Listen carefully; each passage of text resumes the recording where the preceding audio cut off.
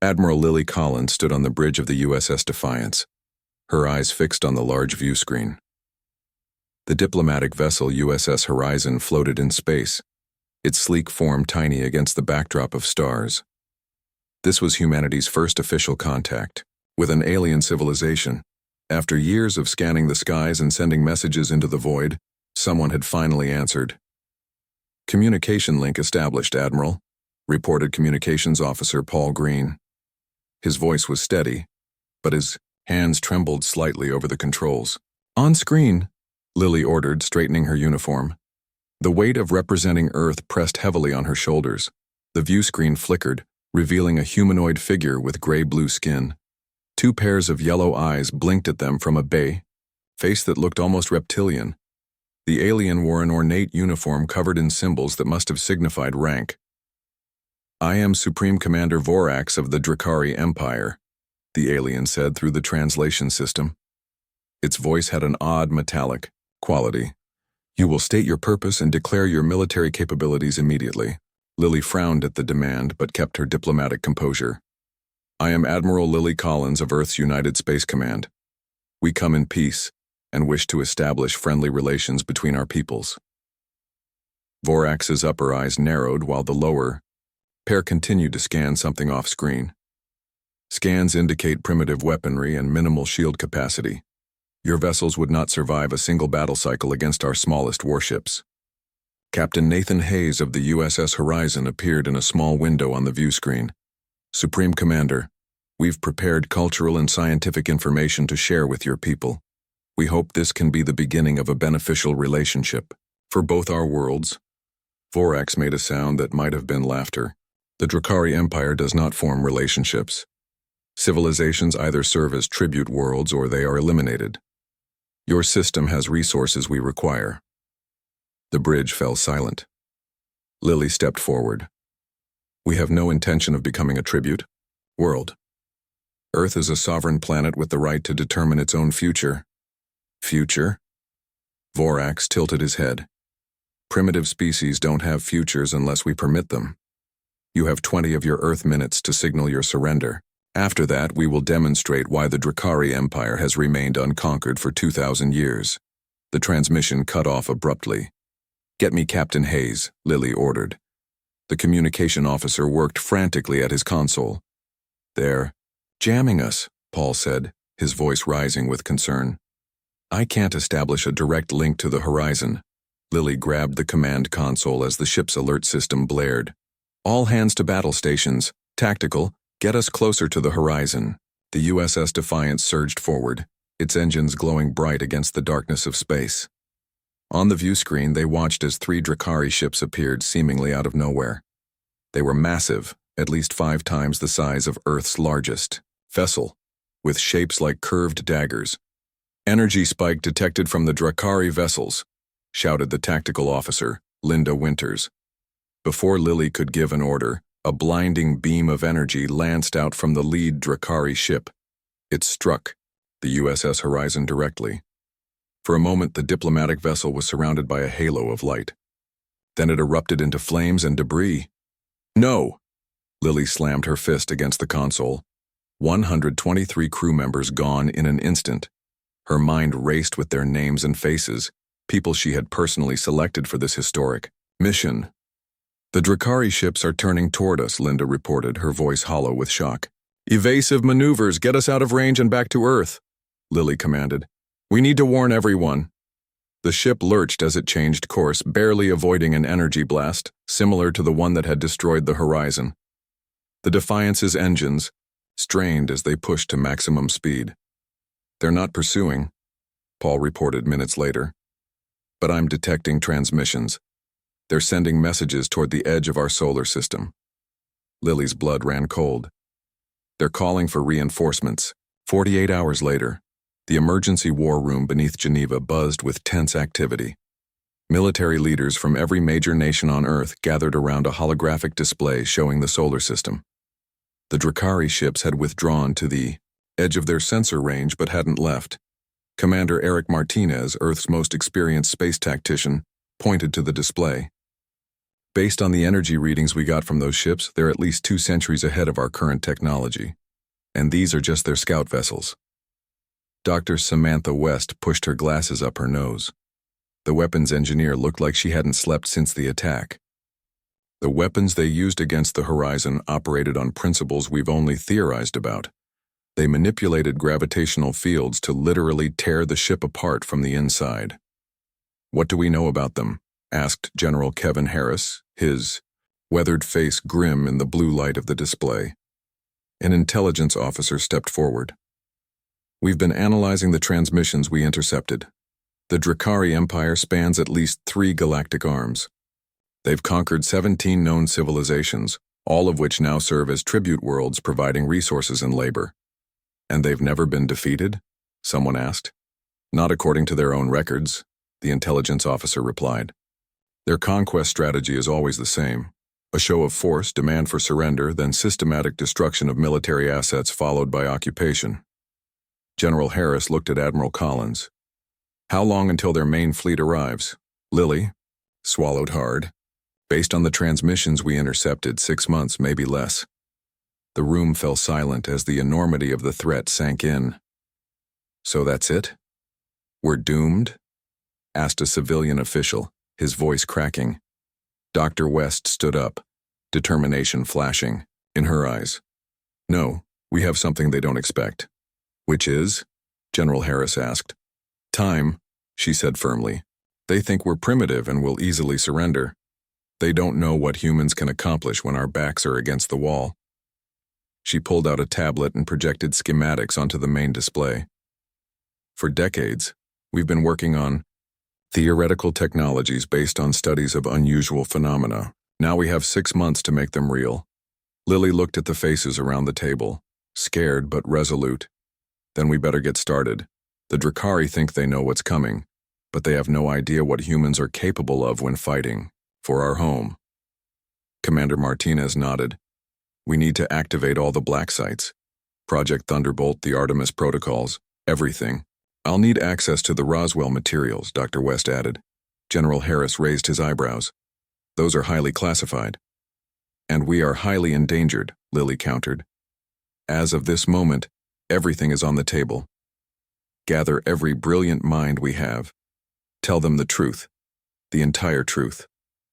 She turned to look at the holographic display where the 3 Drakari ships hovered at the edge of the solar system.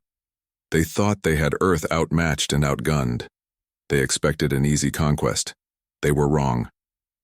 "The enemy took one glance at our fleet and saw an easy victory," Lily said quietly. "In 6 months, they'll take another look and see their end coming."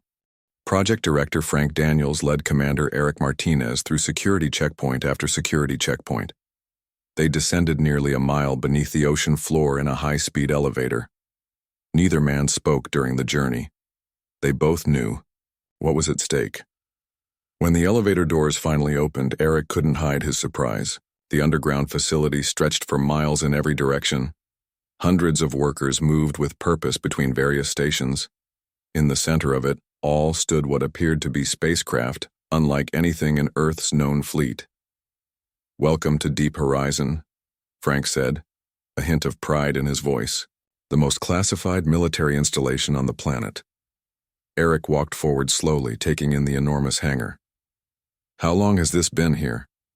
"Since 1947, Frank replied. "After the Roswell incident, world governments realized we weren't alone in the universe. They also realized we might not be ready when visitors eventually came calling." Eric stopped in his tracks. "You're saying Roswell was real? An actual alien crash?" Frank nodded. "The official denial was the greatest cover-up in human history. We've spent decades reverse engineering the technology. We never weaponized it, because until now, we had no reason to." They approached the nearest spacecraft. It looked sleek and deadly, with curves and angles that seemed to defy conventional engineering. "This is the Starwolf prototype," Frank explained. "Designed using principles we learned from the Roswell craft. It can achieve speeds 4 times faster than our current fastest ships, and the hull material can absorb and redirect energy." Eric ran his hand along the smooth surface. "How many do we have?" 15 fully functional prototypes, Frank said. With materials to build, maybe 60 more in the next 6 months if we push manufacturing to the limit. Not enough, Eric said, shaking his head. The Drakari will come with thousands. Frank smiled slightly. These aren't the only surprises we've been keeping. Follow me. In another section of the facility, civilian engineer Olivia Carter wiped sweat from her forehead as she worked on connecting alien technology to Earth systems. Her team had been working 20-hour days since the alert went out. The power coupling is still overheating, she told her assistant. We need to find a way to manage the energy flow or these weapons will burn out after a single shot. A voice behind her made her turn. What if you incorporated a cooling system using liquid nitrogen? Dr. Samantha West stood there looking just as tired as Olivia felt. Olivia considered the suggestion. That might work for short bursts, but we need these systems to function in extended combat. Not if they only need one shot, Samantha said quietly. Olivia raised an eyebrow. What do you mean? Samantha placed a data drive on the workstation. I've been studying the sensor data from the Horizon incident. The Drakari shields operate on a resonance frequency that cycles every few seconds. If we can match that frequency, exactly, we might be able to bypass their shields completely. Olivia's eyes widened as she looked at the data. Like tuning a radio to pick up a specific station. Exactly, Samantha nodded. One perfectly timed shot could disable a ship many times our size. Olivia smiled for the first time in days. Let's get to work. On the surface, thousands of miles away, Captain Ryan Miller watched his pilots run combat simulations. The new hybrid fighters combined Earth's best technology with principles learned from the Roswell studies.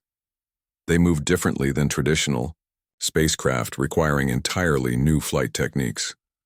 Lieutenant Heather Jones emerged from her simulator, pulling off her helmet with a frustrated groan.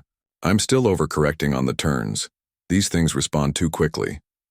Her wingman, Alan Pierce, nodded in agreement.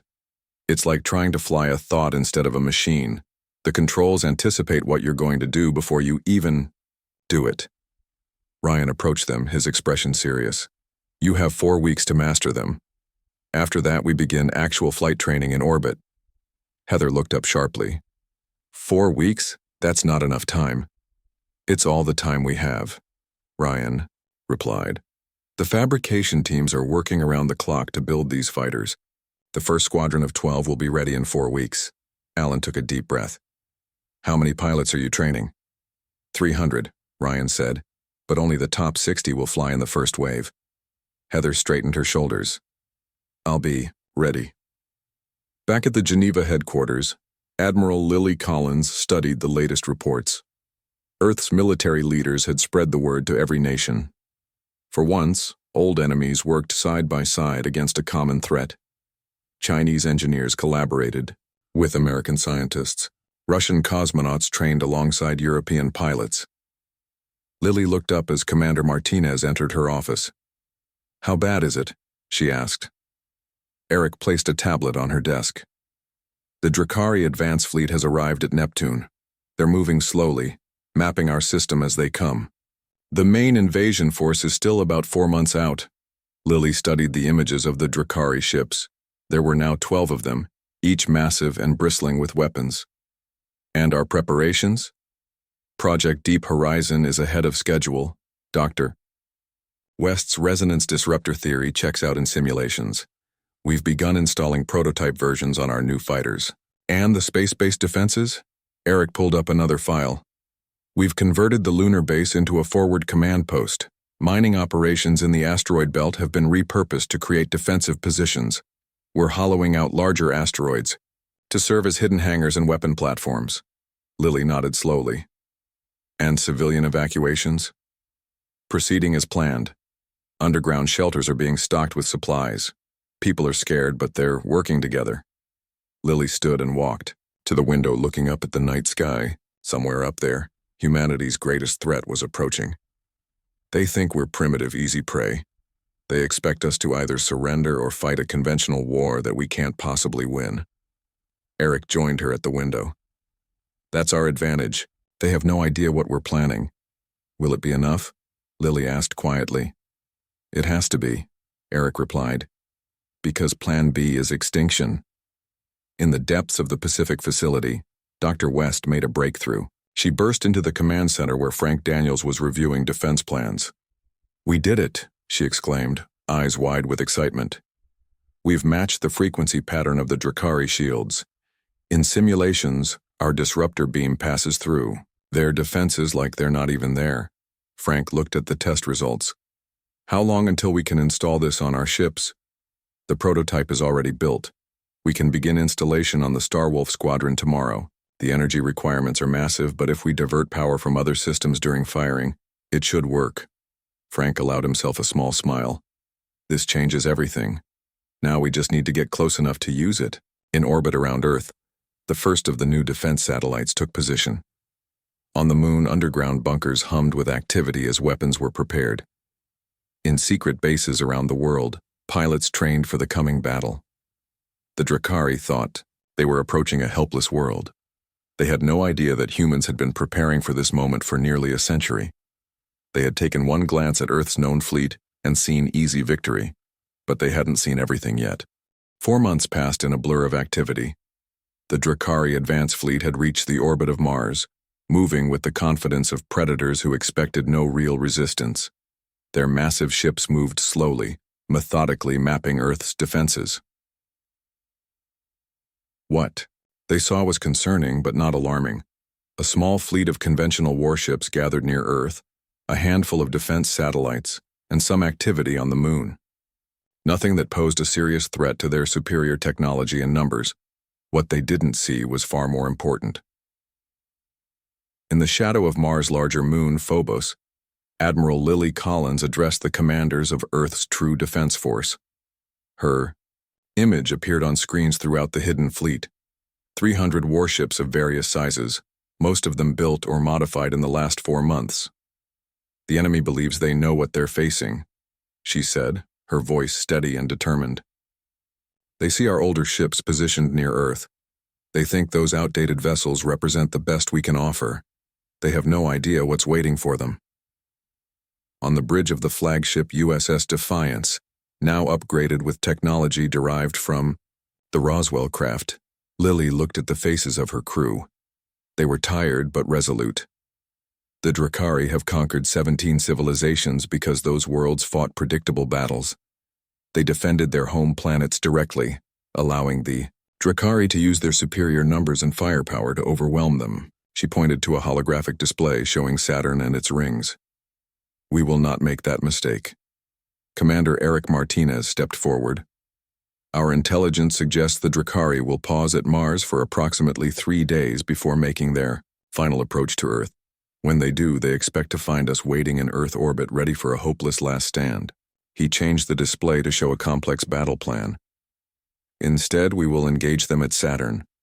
The ice and debris in the rings will provide us with tactical cover and disrupt their sensors. Their larger ships will have difficulty maneuvering, while our smaller, more agile vessels can use the ring material to hide and strike. Lieutenant Heather Jones, now a squadron leader for the new Starwolf fighters, raised her hand. Sir, my pilots are concerned about the resonance disruptors. The power requirements mean we'll be vulnerable for several seconds after firing. Dr. West nodded. That's why timing is everything. Your fighters will operate in pairs. One disrupts the shields, the other delivers the killing blow immediately after. General Kevin Harris, commanding the ground forces on Earth, appeared on a communication screen. All civilian populations have been moved to the underground shelters. If you fail, we're prepared for ground resistance. Lily nodded grimly. We won't fail. The Drakari have never faced humans before. They're about to learn what that means. The meeting ended, and the commanders returned to their ships. Earth's fleet moved into position, hidden throughout Saturn's complex ring system. Special stealth coatings made them nearly invisible to sensors. They powered down all non-essential systems and waited. 2 days later, as predicted, the Drakari fleet left Mars orbit and accelerated toward Earth. Their main invasion force had arrived, joining the advance fleet. Over 2,000 warships moved in perfect formation, their massive engines glowing against the blackness of space. Supreme Commander Vorax stood on the bridge of his flagship, feeling satisfaction as he viewed the approaching blue planet on his screens. The humans had made no attempt to communicate or negotiate since the first encounter. Perhaps they had accepted their fate. "Status report," he commanded. His second in command, a veteran of 12 conquest campaigns, bowed slightly. "Our scans show approximately 50 Earth vessels in orbit around their planet. Their weapon systems are primitive. We detect some defensive installations on their moon, but nothing that can penetrate our shields." Vorax nodded. "Prepare the standard approach. We will destroy their orbital defenses first, then their ground-based military installations. Once resistance has been eliminated, landing parties will secure their major population centers." "Yes, Supreme Commander. Shall we offer them one final chance to surrender?" Vorax considered this. No, they had their chance. Now they will serve as an example to others who might resist the Empire. The Drakari fleet continued toward Earth, passing the orbit of Jupiter. None of their sensors detected anything unusual as they approached Saturn. Their attention was focused on Earth, still millions of miles distant. As they entered the space near Saturn, Vorax noticed something odd on the sensor displays. "What are these readings? There's unusual movement in the planet's rings." Before his officer could respond, Admiral Collins' voice came over their communication system. "Drakari Fleet, this is Admiral Lily Collins of Earth's Space Command. You are entering a defensive perimeter. Your ships will be destroyed if you proceed further." Vorax laughed, a harsh sound. "They think they can threaten us from Earth? Their communications must be more advanced than their weapons." His tactical officer looked confused. "Supreme Commander, this signal is coming from nearby, not from Earth." "Impossible," Vorax said. "There are no—" His words were cut short as hundreds of previously hidden ships suddenly powered up throughout Saturn's rings. Sensors that had been blind now blazed with warnings as Earth vessels appeared all around them. Operation Thunder begins now, Admiral Collins commanded. The Starwolf fighters moved first, streaking out from their hiding places in tight formations. Lieutenant Jones led her squadron directly toward one of the larger Drakari vessels. "Remember your training," she told her pilots. "Targeting systems locked on their shield generators. Disruptors at full power." The Drakari ships began to respond, but their formations were designed for attacking a planet, not defending against an ambush from all sides. Their massive dreadnoughts struggled to maneuver in the debris-filled space around Saturn's rings, while Earth's smaller ships darted between them. Heather's fighter squadron approached their target. "Fire disruptors on my mark," she ordered. 3, 2, 1, mark! A dozen Starwolf fighters fired simultaneously. Beams of energy tuned precisely to the frequency of the Drakari shields struck the enemy vessel. For a moment, nothing seemed to happen. Then the shields flickered and failed. "Second wave, strike now," Heather called. Another squadron swooped, in firing conventional weapons at the now unprotected ship. Their weapons, enhanced with Roswell technology, tore through the hull. Across the battlefield, the same scene repeated as Earth ships used the resonance disruptors to bypass the Drakari's primary defense. For the first time in centuries, the Imperial forces were taking significant damage. On the bridge of the USS Defiance, Admiral Collins watched the battle unfold. "They're responding," she noted, beginning to form defensive formations. Commander Martinez nodded. "As expected, Phase 2 begins now." Throughout Saturn's rings, larger Earth vessels began to emerge from hiding. They carried more powerful versions of the resonance disruptors, capable of affecting multiple Drakari ships at once. The battle had only just begun, but already the Drakari were facing something they had never encountered before, an enemy that could actually hurt them. Supreme Commander Vorax could not believe what he was seeing. His perfect formation of ships was breaking apart as the human vessels darted between them, firing weapons that somehow bypassed their shields. This was impossible. No species they had encountered in 2,000 years had ever managed to penetrate Drakari shield technology. "Pull back. Regroup at Titan's orbit," he ordered, his 4 eyes blinking rapidly in agitation. "How are they doing this?" His weapons officer looked up from his console, fear evident on his face. They appear to have weapons calibrated to match our shield frequency. They're bypassing our defenses completely.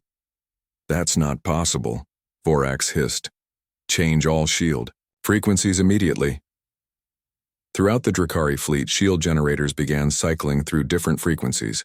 For a few moments, the human weapons lost their effectiveness. But it didn't last long. Dr. Samantha West, monitoring the battle, from a command center hidden on Titan, Saturn's largest moon, noticed the change immediately.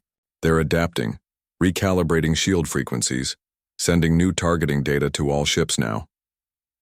Her team worked frantically, analyzing the new shield patterns and updating the resonance disruptors. Within minutes, Earth's weapons began piercing the Drakari defenses once again. The battle around Saturn turned into a chaotic dance. Earth's smaller ships used the planet's rings as cover, emerging to strike and then disappearing back into the debris. The Drakari, with their larger vessels, couldn't pursue effectively. Their tactics had always relied on overwhelming force against stationary defenses. They had never needed to fight a guerrilla war in space.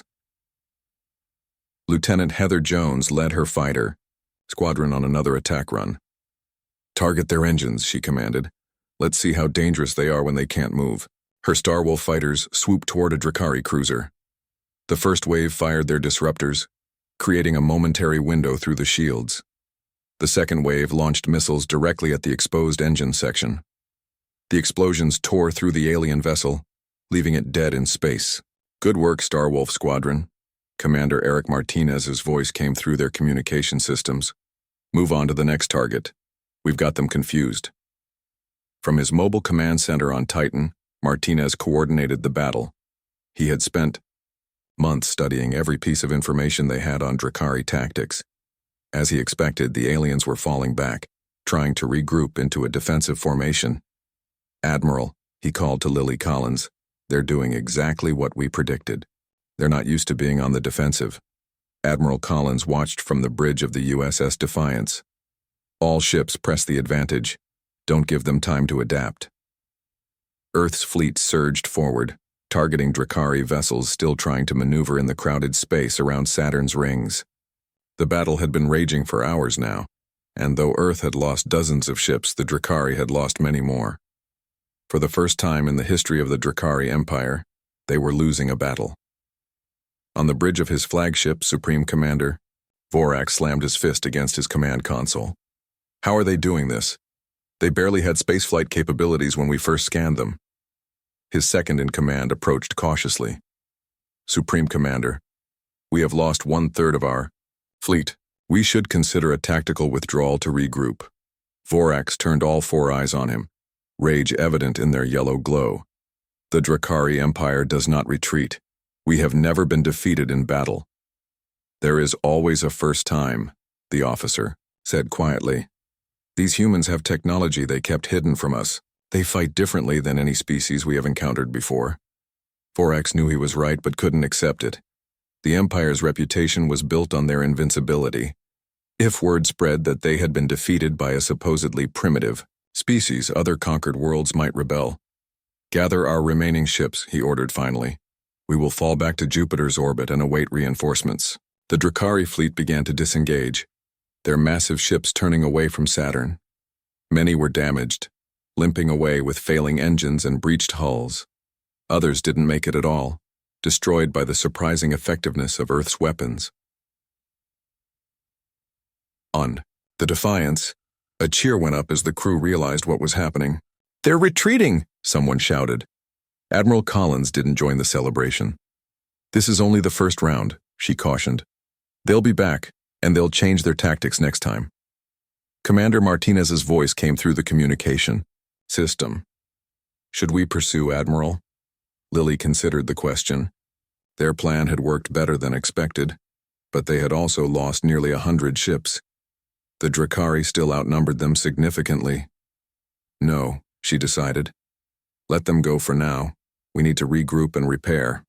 Order all ships to remain in the Saturn defensive zone. As the Drakari fleet retreated toward Jupiter, Lily studied the damage reports. Earth had achieved something remarkable today, but the war was far from over.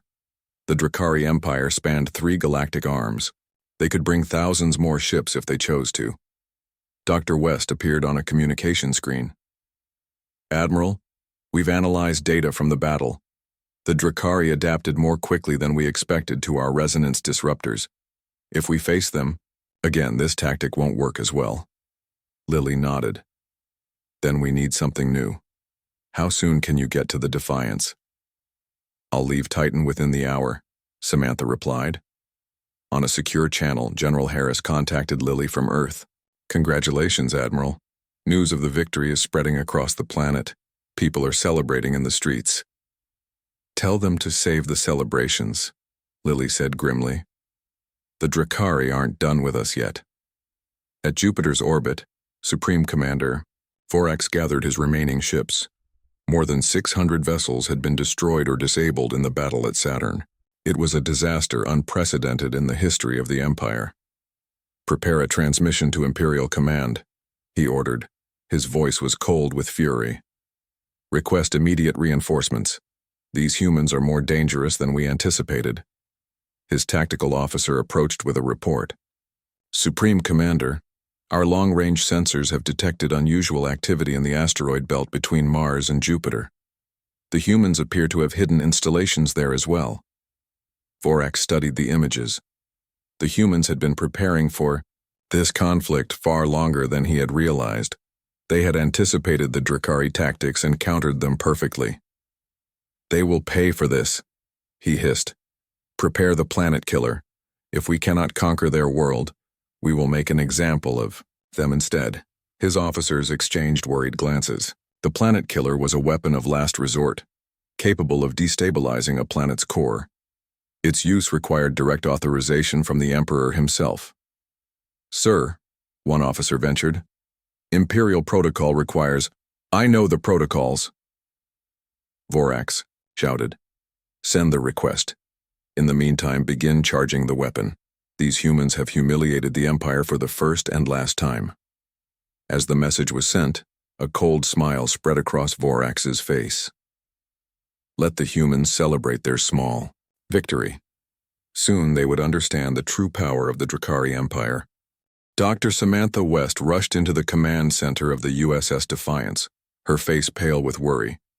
She had been analyzing data from their long-range sensors for the past 6 hours. Admiral, she said, approaching Lily Collins. We have a problem. The Drakari flagship is building up an enormous energy signature. It's like nothing we've seen before. Lily looked up from the battle plans she was reviewing with Commander Martinez. What kind of energy?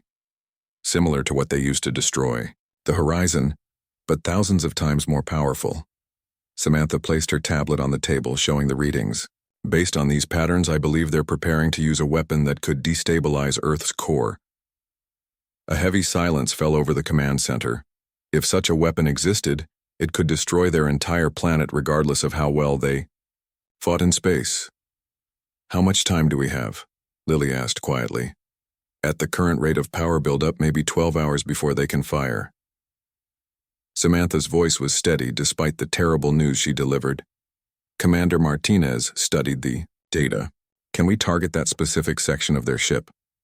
We can try, Samantha replied. But their flagship has the strongest shields in their fleet. Our resonance disruptors might not be powerful enough to create a big enough gap. Lily stood up. Straight decision made. Then we hit them with everything at once. We can't defend against a weapon like that. Our only option is to destroy it before they can use it. She turned to her communications officer. Send word to all ships. We're going on the offensive. Throughout Earth's fleet, now gathered near the orbit of Saturn, captains received the order with grim determination.